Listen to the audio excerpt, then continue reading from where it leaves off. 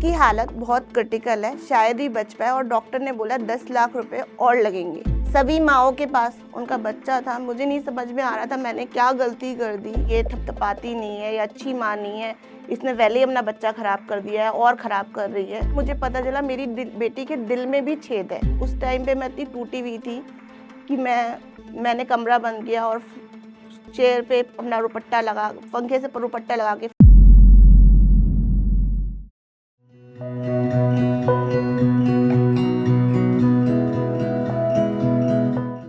नमस्ते, मेरा नाम सविता है और मैं नोएडा से हूँ। मैं 8 साल की बेटी की माँ हूँ। मैं एक स्पेशल मॉम हूँ। मेरी जो स्टोरी है वो स्टार्ट होती है एक छोटे से उत्तर प्रदेश के एक छोटे से शहर अमरोहा से, जब मैं सिर्फ 12 साल की थी और 8th क्लास में थी। मुझे वो दिन, समय, टाइम बहुत अच्छे से याद है। मेरे पास एक कॉल आता है और उस वक्त मैं पढ़ाई कर रही थी और हमारे पास एक कॉल आता है। कॉल करने वाला जो व्यक्ति है वो ये कहता है कि बेटा आज आपकी मम्मी की डेथ हो गई है। तो 5-10 मिनट मैं बहुत शांत रही। मुझे समझ नहीं आया उस व्यक्ति ने क्या कहा, क्योंकि मेरी मदर को कोई हेल्थ इशू नहीं था, कभी वो बीमार नहीं रहती थी। अचानक ये कैसे हो गया? बट ये एक हादसा था। मैंने एक हादसे में अपनी मदर को खो दिया था। 12 साल की उम्र में ही मैं बहुत मैच्योर हो गई। एक दिन मैं स्कूल गई और स्कूल से जब लौट के आती हूँ तो देखती हूँ मेरे पापा सो रहे हैं। मैं पापा को बहुत आवाज देती हूँ, पापा उठो, आप आज ऑफिस नहीं गए? पापा का कोई रिएक्शन नहीं था। पापा उसी पोस्चर में सो रहे थे जिस पोस्चर में रात को सोए थे। मैंने पापा को हिलाया, मैं घबरा गई, मैं बहुत ज्यादा घबरा गई। मैं तभी डॉक्टर के पास गई और डॉक्टर को लेके घर आती हूँ तो देखती हूँ कि डॉक्टर ने पापा की पूरी बॉडी में पिन चुभाई और देखा पापा की बॉडी मूव नहीं कर रही थी, बट पापा सांस ले रहे थे। डॉक्टर ने बोला इनकी हालत क्रिटिकल है, आपको हॉस्पिटल ले जाना पड़ेगा। उस टाइम घर पे मैं और मेरे पापा थे और मेरा एक और बड़ा भाई था जो उस समय दिल्ली में पढ़ाई करते थे। तो मैं उन्हें, अंकल की हेल्प से मैं अपने पापा को हॉस्पिटल लेके जाती हूँ, जहाँ सारे चेकअप होने के बाद पता चलता है कि पापा का ब्रेन हैमरेज हुआ है, जिसकी वजह से उनके ब्रेन में क्लॉट्स बन गए हैं और वो अपनी याददाश्त भूल गए थे और कोमा में चले गए थे, और जिसकी वजह से उनकी पूरी बॉडी पैरालाइज्ड हो गई थी। 5-6 महीने पापा हॉस्पिटल में रहे। जब हॉस्पिटल में उनको थोड़ा होश आने लगा, वो जब कोमा से बाहर आने लगे, हम उन्हें घर ले आए, क्योंकि घर की आर्थिक स्थिति बिल्कुल भी सही नहीं थी, क्योंकि पापा ही पैसा कमाते थे और सारा पैसा हम पापा के ट्रीटमेंट में लगा चुके थे और हमने लोगों से उधार भी ले लिया था। हमें मजबूरी में हॉस्पिटल से घर लाना पड़ा। कुछ टाइम बाद जब पापा का सही से ट्रीटमेंट नहीं हुआ तो पापा की भी डेथ हो गई। 12th की पढ़ाई कंप्लीट होने के बाद मैंने सोच लिया था अब लाइफ में मुझे करना है, मुझे किसी पे बोझ नहीं बनना है। जब आपके पेरेंट्स नहीं होते, आप बहुत सारे ताने सुनते हो। वो ताने सुन सुन के मैंने सोच लिया था कि मैं किसी पे डिपेंड नहीं होंगी, मुझे काम करना है। मैंने जॉब ढूंढना स्टार्ट किया, क्योंकि मेरे पास कॉलेज की फीस भरने के भी उस टाइम पे पैसे नहीं थे। जब मैंने जॉब ढूंढना स्टार्ट किया तो लकीली मेरी बहुत अच्छी कंपनी में जॉब लग जाती है। फिर कुछ दिनों बाद मेरी शादी होती है। मेरी एक अरेंज मैरिज होती है। मैं सिर्फ 27 साल की थी और मेरे पास कार भी था, घर भी था और मैंने अपनी शादी में भी खर्चा खुद किया था। और मेरे पास इतनी एजुकेशन क्वालिफिकेशन नहीं थी, मैं सिर्फ ग्रेजुएट थी। अब कुछ ही टाइम बाद मेरी बेटी का भी जन्म होता है। मेरा वेट बिफोर प्रेगनेंसी 54 केजी का था और जब मेरी बेटी का जन्म होने वाला था मेरा वेट 94 केजी का हो गया। 7 मंथ्स में मेरे को सब लोग बोलते थे कि शायद सविता तेरा ट्विंस बेबी होने वाले हैं, तू इतनी मोटी हो गई है। जो अल्ट्रासाउंड होता है, डॉक्टर ने चेकअप करा और बताया कि सविता आपका बच्चा जो है बहुत ही वीक है और मतलब मेरे हस्बैंड को बोला तुम इसको डाइट अच्छी नहीं देते हो। तो मेरे को अच्छी डाइट दी गई और जिस वजह से मेरा वेट और बढ़ गया और डिलीवरी के दौरान मेरा वेट 94 केजी था और जो मेरा बच्चा था उस टाइम 7 मंथ में 2 केजी का था। डिलीवरी के टाइम भी उसका 2.2 केजी वेट था। जब मेरे बच्चे का जन्म होता है, मेरे से डॉक्टर ने पूछा ऑपरेशन के टाइम पे, सविता आपको लड़का चाहिए या लड़की?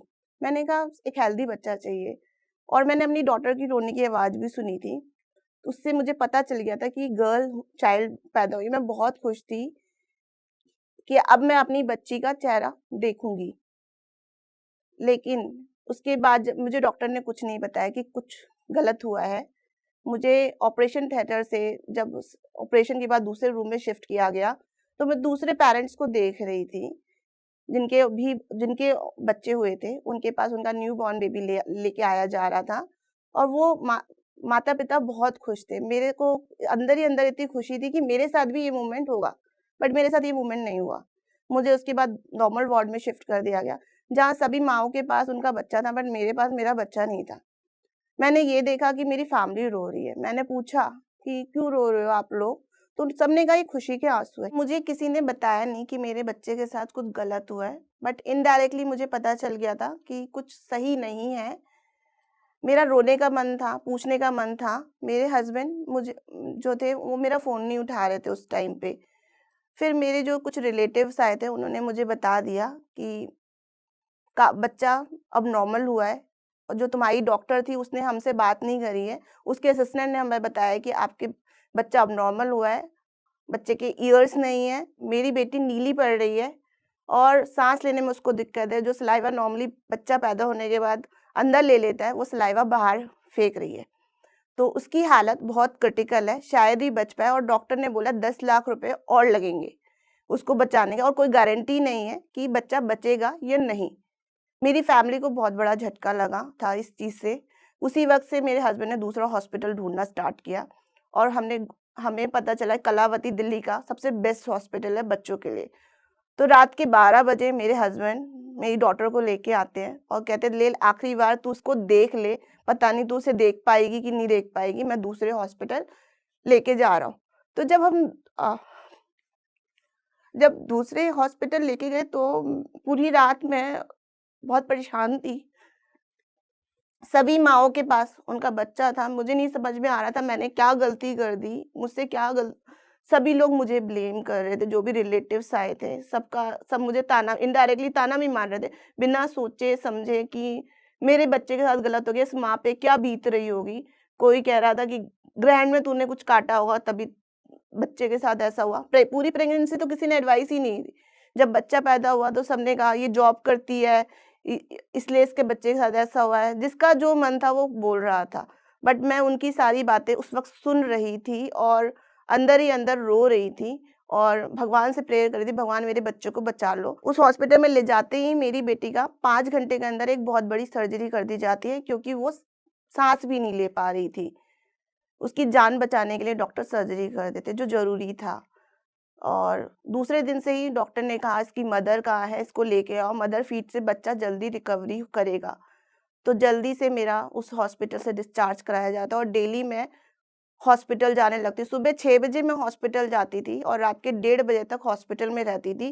पूरे दिन मैं कार में बैठती थी, और जब मुझे बुलाया जाता था कि इसको फीड कराना है, तब मैं जाती थी। 11 दिन तक मेरी डॉटर की हालत क्रिटिकल थी। डॉक्टर ने बोला, "पता नहीं ये बचेगी या नहीं बचेगी, आप बस प्रेयर करते रहिए।" 11वें दिन मेरी बेटी ने थोड़ा इम्प्रूवमेंट नज़र आया, और गवर्नमेंट हॉस्पिटल में थोड़े इम्प्रूवमेंट में भी आपको डिस्चार्ज मिल जाता है।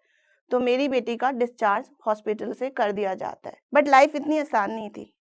डॉक्टर ने कुछ भी नहीं बताया था कि इस सर्जरी के काफ़ी कॉम्प्लिकेशंस हैं। जब भी मैं अपनी डॉटर को दूध पिलाती, मेरी डॉटर कभी ब्रेस्ट फीडिंग नहीं करती थी।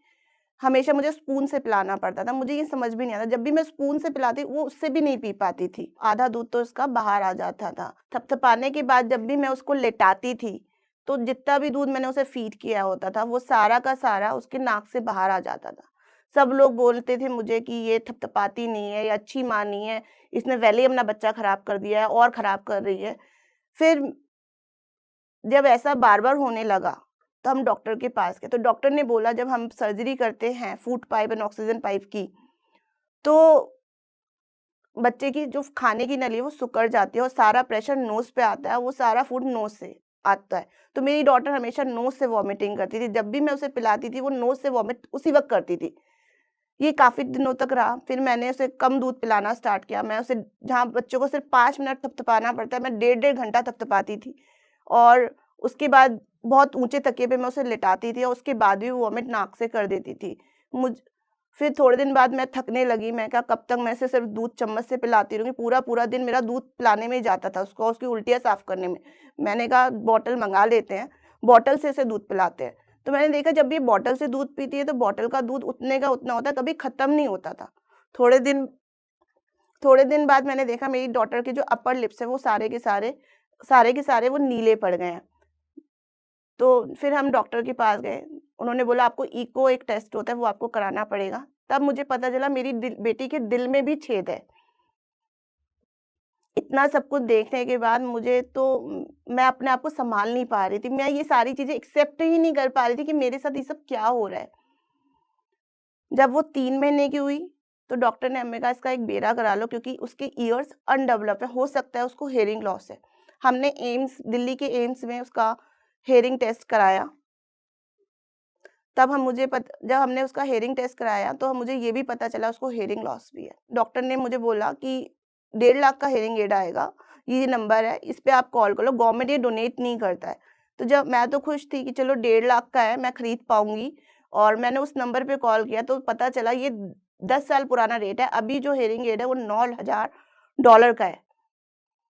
$9,000 तो हमारे पास नहीं थे।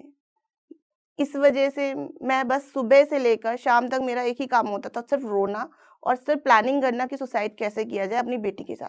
क्योंकि मुझे कोई और रास्ता नज़र नहीं आ रहा था, ऊपर से रिलेटिव इतना मुझे पोक करते थे कि इसने अपना बच्चा खराब कर दिया।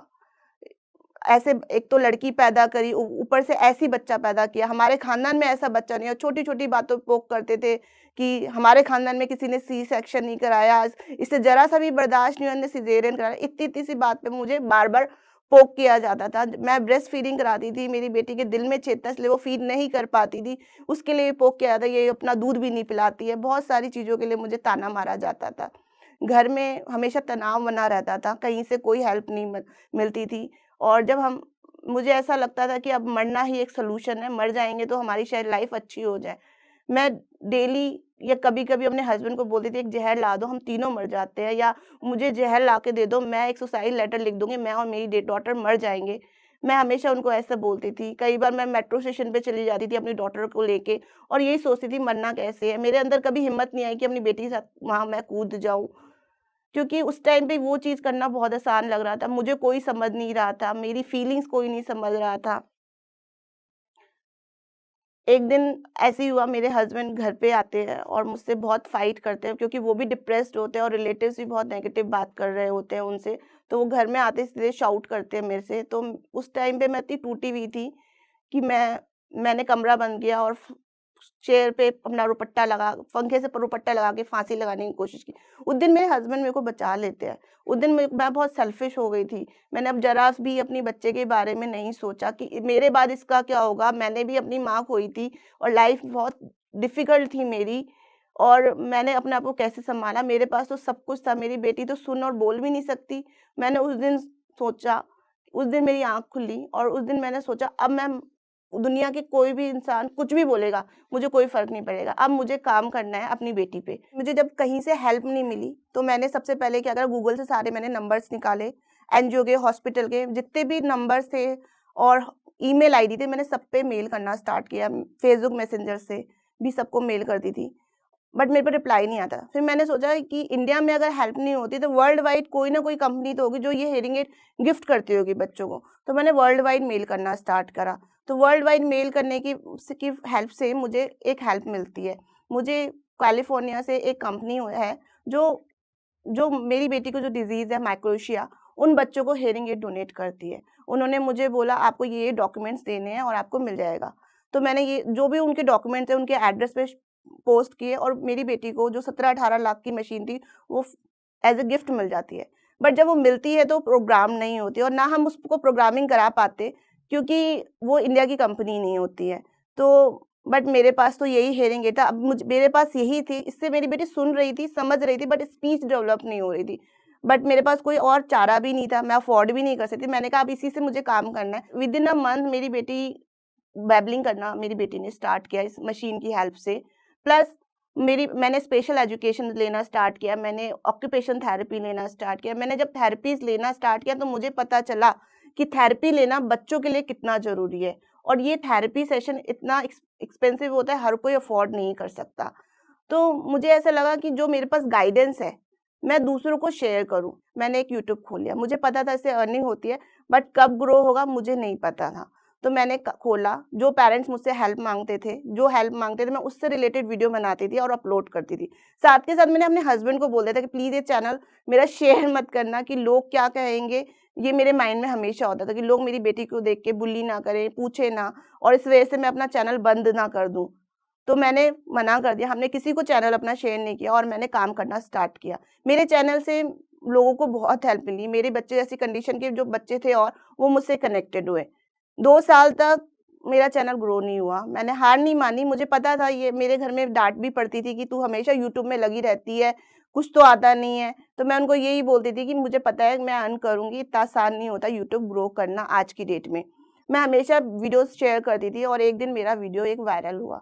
एक वीडियो वायरल होने के बाद लगातार मेरे सारे वीडियो वायरल होने लगे। जो वीडियो मेरा वायरल हो रहा था, मैं उसी टॉपिक पे अब वीडियो बनाने लग गई और उसी वीडियो की हेल्प से मेरा चैनल मोनेटाइज़ हुआ और अब मेरी सैलरी भी आने लगी। इसी बीच कोरोना आता है, कोविड आता है और मेरे पास एक कॉल भी आती है। कोविड जैसे ही स्टार्ट होता है, मेरे पास कॉल आती है मेरी प्रीवियस कंपनी से कि Savita, are you interested for work from home culture?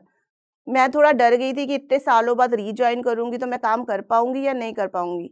और वहाँ पे अब टर्म एंड कंडीशन थी कि अगर आप टारगेट अचीव नहीं होता तो आपकी सैलरी नहीं आएगी। तो मैंने कहा मेरा तो कोई पैसा जा ही नहीं रहा, तो मैंने वो रीजॉइन कर ली कंपनी। जब मैंने रीजॉइन की, मैंने फिर से मन लगा के काम किया। मैं अपना घर, अपना बच्चा, बच्चे का स्कूल सब कुछ मैनेज कर पा रही थी। बट मुझे ये पता था कि ये जो जॉब है मेरी बहुत ही टेम्परेरी है। जब जिस दिन उन्होंने मुझे ऑफ़िस बुलाया, मुझे ये जॉब छोड़नी पड़ेगी। अब मैं महिलाओं को बताना चाहूँगी कि आपकी लाइफ़ में फाइनेंशियल इंडिपेंडेंस होना बहुत ज़रूरी होता है। क्योंकि अगर आप कमाते हो तो आप अपने बच्चे की अच्छे से केयर कर सकते हो। आप किसी पे आश्रित नहीं हो। जैसे कि मेरे माँ-बाप नहीं थे, मेरे पास पैसा भी नहीं था, बट मैं कमाना चाहती थी, करना चाहती थी, तो मैं लाइफ़ में कुछ कर पाई। मैंने अपनी जॉब से अपने सारे शौक, ज़रूरतें पूरी की थी। एक लड़की के लिए उसकी ज्वेलरी बनवाना बहुत टफ़ होता है। मैंने 22 साल की उम्र में जो एक दहेज में ज्वेलरी जाती है, वो सब कुछ बनवा ली थी। तो जब आप कमाते हो तो आप अपने सारी चीज़ें खरीद भी सकते हो, बट ये है कि आप डिसीज़न सही लीजिए। आपको पता होना चाहिए कि आप जो डिसीज़न ले रहे हो, वो सही है या गलत है। जोश टॉक आशा के माध्यम से मैं सभी माताओं को, जो स्पेशल मॉम है, उनको कहना चाहूँगी कि पैसा बहुत ज़रूरी होता है और मेरे पास पैसा था तभी मैं अपने बच्चे पे काम कर पाई। आज मेरी बेटी स्कूल जाती है, भले ही वो सेंटेंस में नहीं बोलती, बट बोलती है, पढ़ाई करती है, सीख रही है सारी चीज़ें। और ये सब क्यों हुआ? क्योंकि मैं अच्छा कमाती थी। मैं अभी भी अच्छा कमाती हूँ, तो मैं उसकी सारी रिस्पॉन्सिबिलिटी, जो भी उसकी रिक्वायरमेंट होती है, ट्रीटमेंट, थेरेपीज़, मैं अपने पैसों पे कर पाती हूँ। तो आप भी खाली ना बैठिए, आप भी कोई ना कोई काम करते रहिए। आपको सफलता ज़रूर मिलेगी, क्योंकि कोशिश करने वालों की कभी हार नहीं